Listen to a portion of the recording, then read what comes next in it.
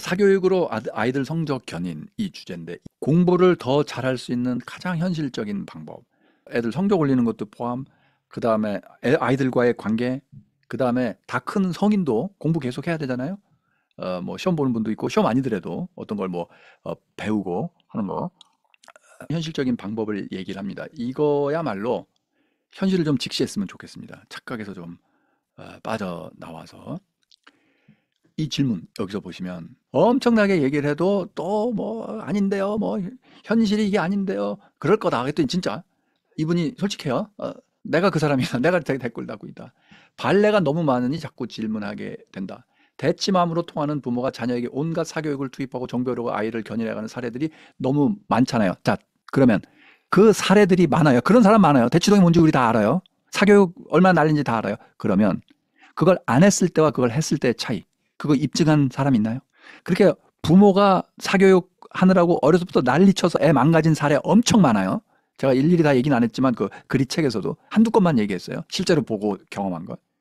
완전히 그 대치동 가가지고 애 해가지고 완전히 망한 거 서로 얘기 안 해요. 애 망가진 거.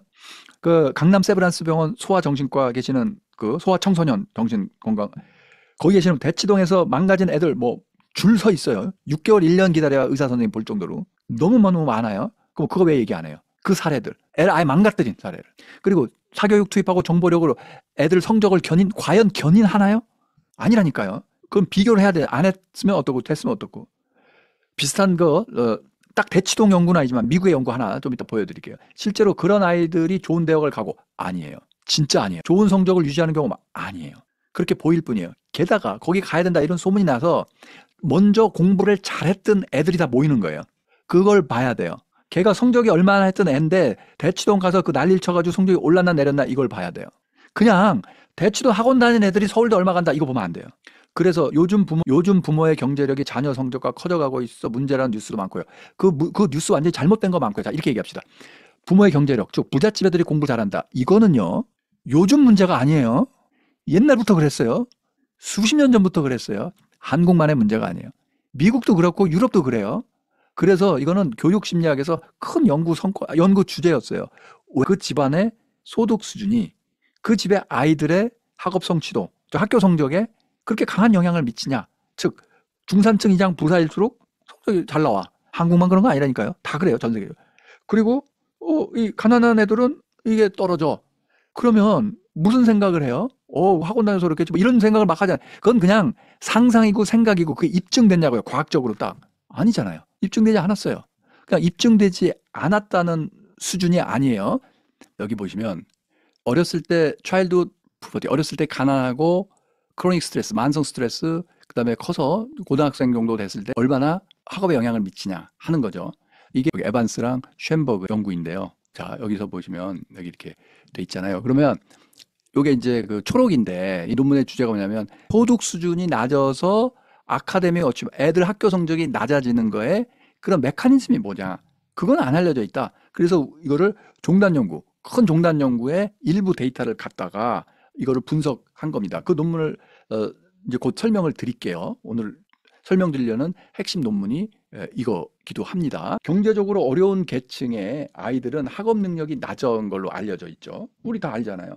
우리 어떻게 생각해요? 대치동 못 가서 학원 못 가서 참고 살 돈이 없어서 또는 뭐 어디 알바 때문에 스터디 아워즈 공부 시간이 부족해서 이런 거였을 거라고 그게 통설이었어요. 미국에서도.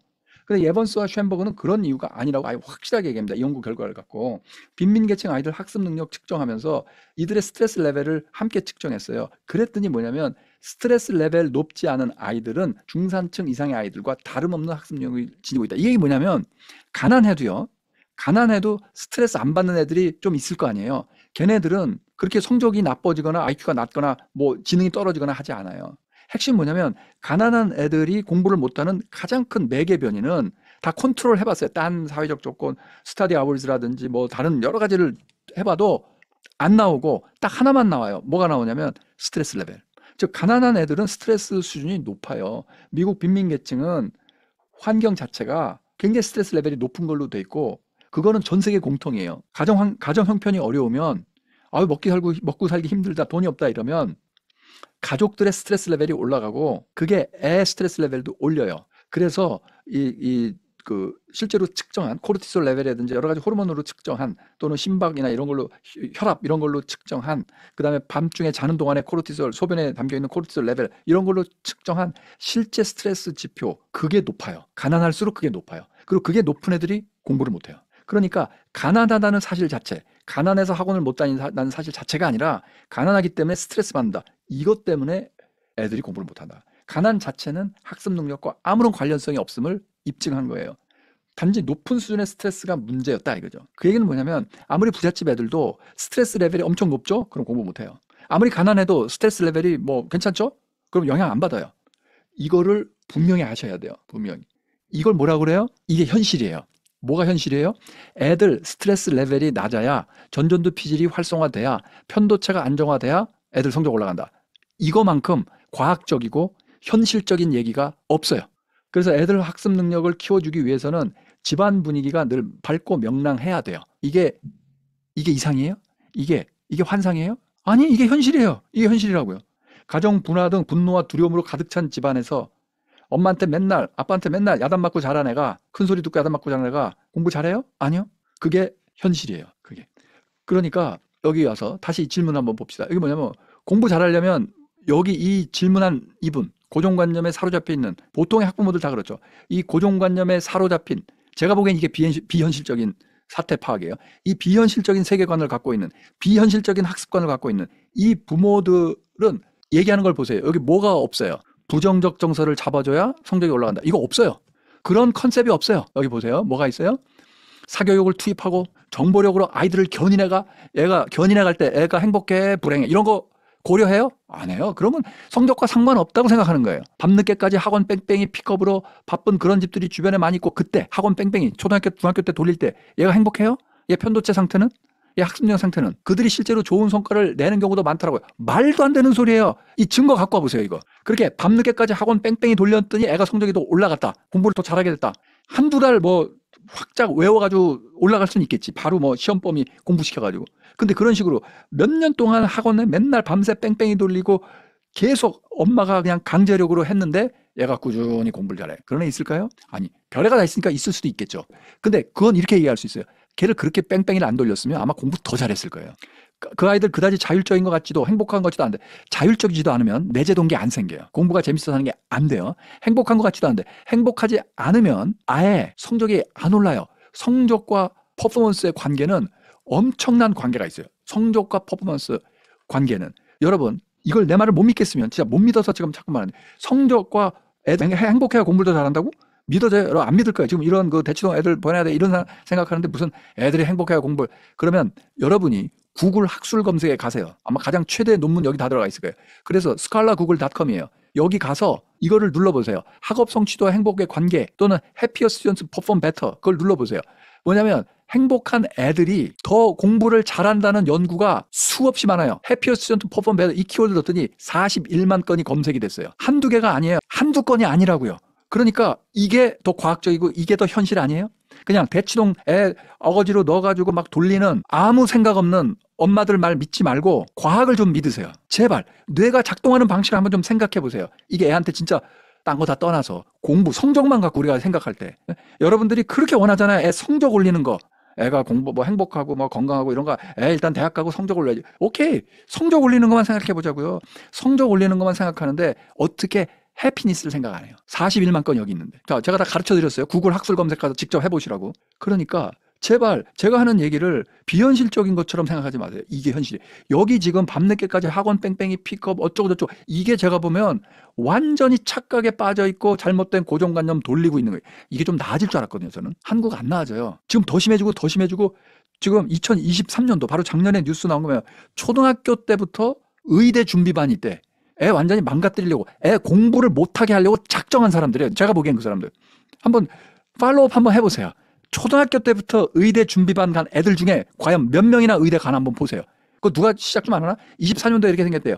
제발 여기서 교육심리 연구하시는 분들, 종단 연구하시는 분들 저는 내면 소통해야 되니까 바쁘니까 이 연구하시는 분, 교육 연구하시는 분 있을 거 아니에요. 이거 얼마나 좋은 연구 주제예요. 그러면 쭉 조사를 해서 초등학교 때부터 이거 돌리는 애들 몇 명 중에 의대 진학률이 얼마고 그렇지 않은 일반 애들의 의대 진학률이 얼마고 제발 좀 한번 비교해 보세요. 제발. 그런 연구 좀 했으면 좋겠어요.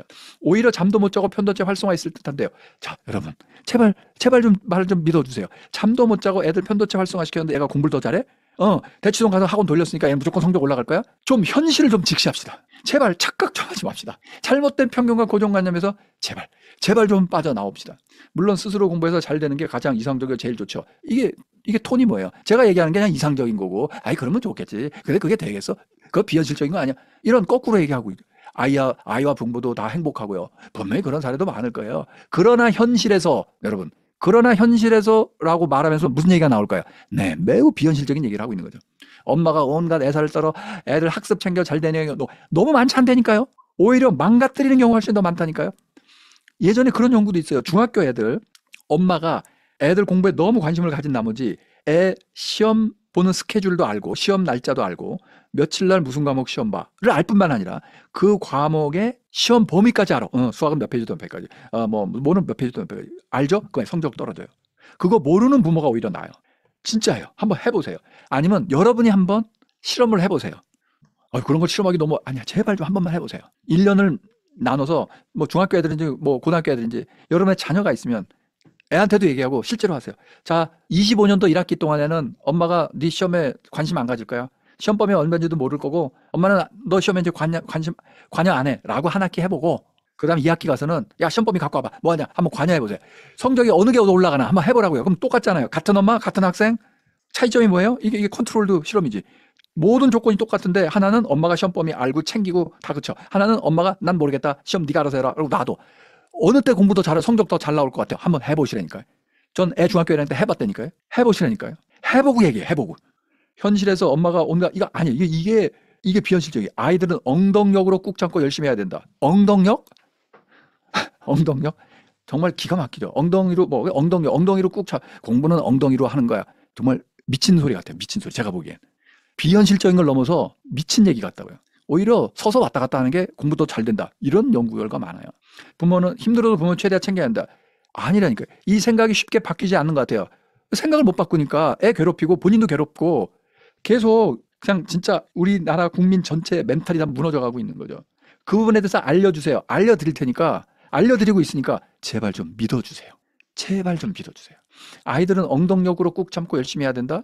참고 열심히 하는 걸 어떻게 잘하나요? 어떤 일을 하는데 참고 열심히 하기 싫은데 근데 어떻게 그걸 잘해요? 신나서 재밌어서 해도 잘 될까 말까 한데 수학 진짜 잘하는 애들 있죠?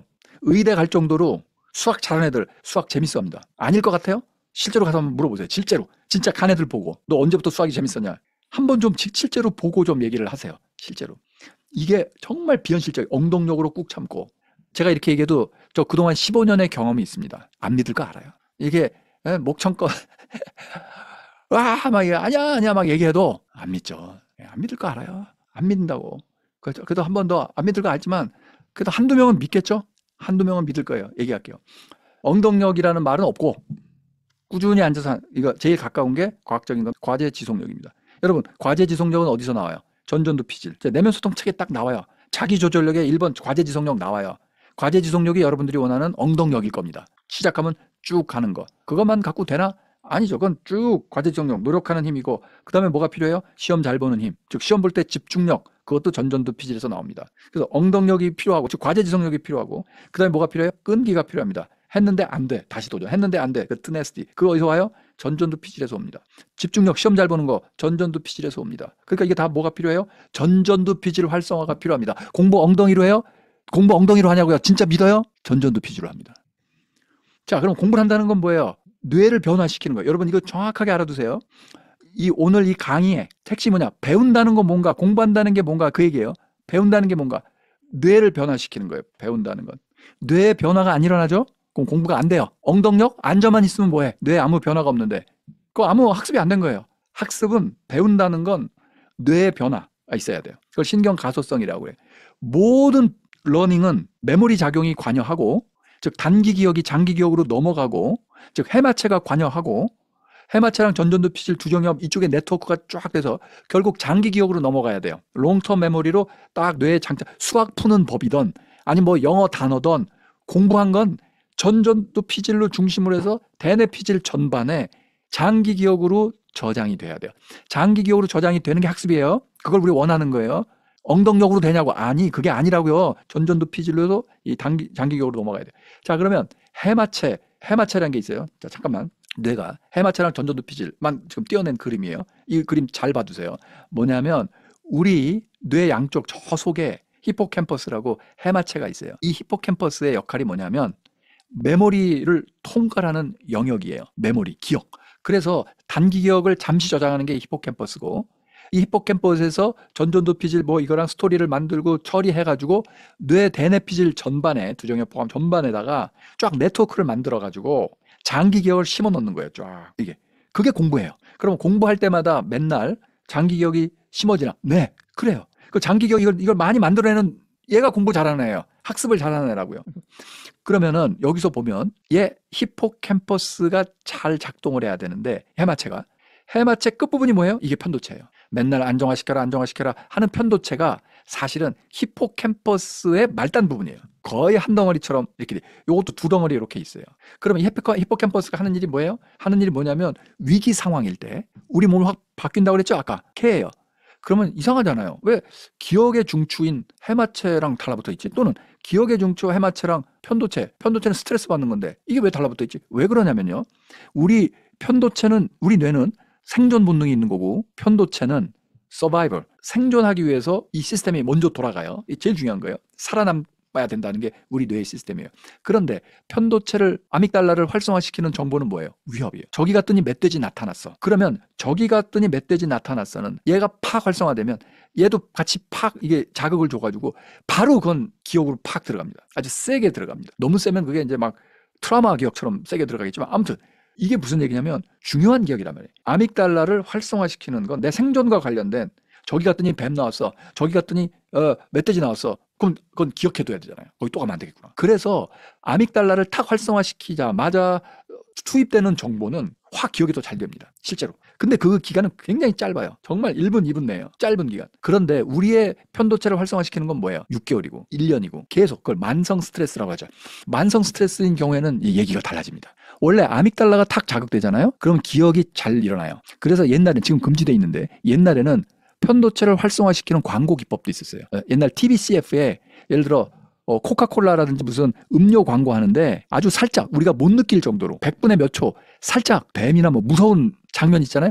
무서운 장면을 살짝 보내고 있잖아요. 그러면 우리 대뇌 피질은 우리 의식을 못 해요. 그 비주얼 인포메이션이 다 처리가 되기 전이에요. 하지만 편도체는 그걸 캐치하거든요. 무의식적으로 캐치해요. 위험한 정보는 의식까지 안 올라가도 무의식적으로 탁 처리돼요. 그러니까 어떻게 돼요? 어떤 CF를 보는데 갑자기 무시무시한 뱀이 확 잠깐 나왔다 가잖아요. 우리 무의식만 봐요. 그럼 어떻게 되냐면 그 광고가 훨씬 더 기억이 잘 되는 거예요. 이건 과학적으로 딱 입증된 거예요. 근데 과학적으로 딱 입증돼서 그러면 너도 나도 콜라 광고, 과자 광고에 무시무시한 장면을 끔찍한 장면도 포함이에요. 막 팔다리 잘라주고 막 이런 그런 걸 살짝 넣고 싶을 거 아니에요. 근데 그게 있는지 그냥 TV 보고 있으면 아주 확 지나가기 때문에 모른단 말이에요. 그래서 법으로 금지돼 있습니다. 이거는 어떤 거냐면 인체에 유해한 거고 사람 멘탈에 유해한 걸 거다. 그래서 그런 광고 기법 못 쓰게 돼 있어요. 하지만 그런 광고 기법을 못 쓰게 돼 있다는 건 뭐예요? 그걸 못 쓰게 하기 전에 이미 과학적으로 다 입증됐어요. 야, 무시무시한 정보를 팍 주면 기억이 잘 된다. 이게 연결돼 있는, 그래서 연결돼 있는 거예요. 근데 문제는 뭐냐면 만성 스트레스예요. 만성 스트레스는 뭐냐면 계속 두렵고 계속 짜증나고 계속 얘가 활성화되는 거예요. 그럼 어떻게 되겠어요? 이게 붙어 있는데 피가 일로 몰리겠죠. 영양도 일로 몰리겠죠. 결국 히포캠퍼스의 만성 스트레스 상황에서는 히포캠퍼스의 기능이 툭 떨어집니다. 기억이 안 돼요. 입력이 안 돼요. 그렇기 때문에 여러분 스트레스 상황에서는 건망증이 심해지는 겁니다. 다 경험해 보셨을걸요? 스트레스 상황에서는 뭔가를 자꾸 깜빡깜빡 잊어버리고 어이구 내 정신 좀 봐. 어이구 정신이 없어. 그게 이거예요. 아믹달라가 활성화되죠. 뭐 계속 화가 나거나 계속 두렵죠. 입력이 안 돼요. 그 다음에 더 놀라운 사실 하나 말씀드릴게요. 이것도 요양원, 치매 환자 보시는 분들 다 알 텐데 여러분 노인성 치매 대표적인 증상이 전전두 피질이나 다른 뇌 부위가 손상되는 것도 있지만 전형적인 치매는 히포캠퍼스 이 해마체가 말라 비틀어지는 겁니다. 얘가 말라 비틀어지니까 어떻게 돼요? 새로운 정보 기억이 입력이 안 되는 거예요. 그래서 치매가 되는 거예요. 새로운 정보가 입력이 안 돼요. 옛날 정보는 좀 기억해. 하지만 새로운 정보 입력이 안 되고 판단도 흐려지고 막 이렇게 되는 거예요. 그런데 그런 치매 환자들의 아주 공통점이 뭐냐? 옛날 요양원 원장님이 말씀하셨던 거, 수십 년간 요양원 원장 뭐냐? 옛날에 화병 걸렸던 양반 있지? 젊었을 때 화병 걸렸던 양반. 그분들 나중에 다 치매 걸려. 젊은 사람들 조심해요. 젊었을 때 화병 걸리고 맨날 스트레스 받고 그러지? 그럼 치매 걸려. 이거 딱 맞는 얘기예요. 편도체 계속 10년, 20년 활성화돼 보세요. 어떻게 되겠어요? 히포캠퍼스 기능 좋아, 기능 좋아, 기능 좋아. 말라비트르 치매 갑니다. 그러니까 이게 만성적으로 활성화되는 상태는 좋지 않습니다. 자, 다시 넘어와서 우리 애들로 봅시다. 자, 그러면 애들 보면 전전두 피질이 활성화돼야 돼요. 왜냐하면 이게 엉덩력, 즉 과제지속력이고, 그다음에 집중력이고, 그다음에 끈기거든요. 자기조절력이고, 이 프리프론탈 코텍스, 그중에 가운데 여기 덩어리가 미디알, MPFC잖아요. MPFC랑 편도체는 딱 연결돼 있다. 그래서 편도체 활성화되면 MPFC 기능 떨어진다. 자, 여러 번 강의에서도 얘기했고, 내면 소통 책의 핵심이기도 하고, 그립책의 핵심이기도 하죠. 즉, 편도체가 활성화되면 어떻게 돼요? MPFC 기능 떨어집니다. 그럼 뭐가 될까요? 과제지속력 떨어집니다. 집중력 떨어집니다. 편도체 활성화되면 시험 불안증 생깁니다. 그래서 시험 볼 때 자꾸 실수하고 집중이 안 되는 겁니다. 그리고 시험에 공부, 엉덩력으로 책상에 앉았어. 책상에 앉았는데 자꾸 딴 생각이 일어나고 학습이 안 일어납니다. 오래 앉아있는 게 최고라고요? 엉덩력. 앉아만 있지 공부해요? 공부한다는 게 뭐예요? 공부한다는 게 뇌 연결망을 바꾸는 거예요. 공부한다는 게 뭔지 이제 설명드릴게요. 자, 보세요. 뇌 연결망을 바꾼다는 건 뭐냐면 뇌는 여기 이 뇌는 1000억 개, 900억, 1000억 개 이런 뉴런들이 연결돼 있어요. 그 시냅스로 연결돼 있어요. 한 개의 뉴런이 수천에서 만 개 넘게 연결 가능성이 있어요. 그래서 얘가 활성화된 다음에 어떤 다른 애랑 연결돼 만 개의 선택지가 있어요. 그런 애들이 900억, 1000억 개가 있어요. 그러니까 얘 활성화된 다음에 그 다음에 얘 활성화 한 번 연결되면 그 했던 흔적이 남고 그게 학습이에요. 다시 말해서 여러분 잘 들으세요. 배운다는 정보는 컴퓨터에는 램으로 정보가 저장되잖아요. 우리가 공부를 하면 뇌에 저장되고 기억이 뇌에 저장된다는 거 알잖아요. 그러면 뇌에 신경세포, 뉴런에 저장되겠죠. 그럼 이 세포 안에 저장되나요? 이 뉴런, 이 안에는 핵도 있고 세포 여기 저장되나요? 아니에요. 기억의 저장은 이 시냅스 연결망 있죠? 여기 요 시냅스. 거기에 저장되는 거예요. 정확히 말하면 여기에 정보가 저장된다기보다는 이게 이렇게 흐르고 저렇게 흘렀던 한 번, 두 번 흘렀던 흔적이 이 시냅스 연결망의 단백질적인 분자 레벨에서의 변화를 가져와요. 그래서 뭔가를 학습하고 기억한다는 건 지극히 생물학적인 현상이에요. 잘 들으세요. 뭔가를 기억한다는 건 생물학적인 현상이에요. 즉 뇌 메타볼리즘이 필요해요. 이런 시냅스 연결되려면 뇌 이 뉴런 안에 있는 에너지 발전소인 미토콘드리아 이게 잘 작동해야 돼요. 그래서 최근에 나온 이 책에도 보면 브레인 에너지가 중요하다. 그래서 브레인 에너지의 발전소인 미토콘드리아가 기능이 떨어지면 그럼 치매 걸린다. 기억 못한다. 이 나왔잖아요. 즉 무슨 얘기냐면 메타볼리즘이 중요하고요. 즉 여기서 ATP가 에너지 잘 만들어내야 되고 그 만들어낸 걸로 파박파박 뭐 공부할 때 뭐 할 때마다 여기 붙었다 저기 붙었다 여기 붙었다 그게 계속 일어나야 되는 거예요. 여러분 지금 제 강의 듣고 있죠? 강의 듣는 동안에도 여러분 지금 뇌에 신경 시냅스의 변화가 조금 생기는 거예요. 제 강의 듣기 전과 후와 달라지는 거예요. 제 강의가 기억에 난다 그러면 여러분 시냅스의 변화가 조금 생긴 거예요. 그게 학습이에요. 배운다는 건 뭐냐? 내 머릿속에 있는 뉴런들의 이 연결망을 요렇게 연결돼 있던 걸 저렇게 바꾸는 거다. 그게 학습이에요. 자, 이걸 바꾸는 과정, 다시 말해 연결망을 바꾸는 과정 할 때 중요한 역할을 하는 얘네들이 바로 이 히포캠퍼스, 전전두 피질, 대뇌 피질 이 속에 수없이 많은 뉴런들의 연결망의 변화를 조금씩 바꿔주는 거예요.